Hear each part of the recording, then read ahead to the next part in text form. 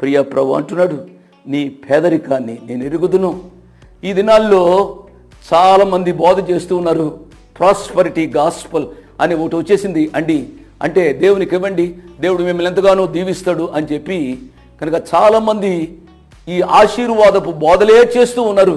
కానీ దేవునికి వాక్యం సెలవిచ్చేది ఏమిటనగా, నీ పేదరికాన్ని నేను ఎరుగుదును, నీ దరిద్రతను నేను ఎరుగుదును. బైబిల్లో మనం చూసుకుంటే ప్రియులరా, మోషే తన యొక్క జీవితంలో ఫరో కుమార్తె యొక్క కుమారుణ్ణి అనిపించుకోగలిగిన మోషే గారు దరిద్రుడిగా జీవించాడు అండి.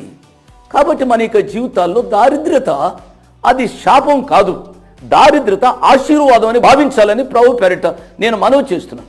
లాజరు ధనవంతుని యొక్క ఉపమానం మనం చూసినట్లయితే లాజరును గూర్చి వ్రాయబడిన మాట వెనుక లాజరు దరిద్రుడు అని బైబిల్లో వ్రాయబడి ఉంది. లాజరు దరిద్రుడైన లాజరు చనిపోయాడు, ధనవంతుడైన అతడు చనిపోయాడు. చూసినట్లయితే లాజరు అబ్రహాము రొమ్మున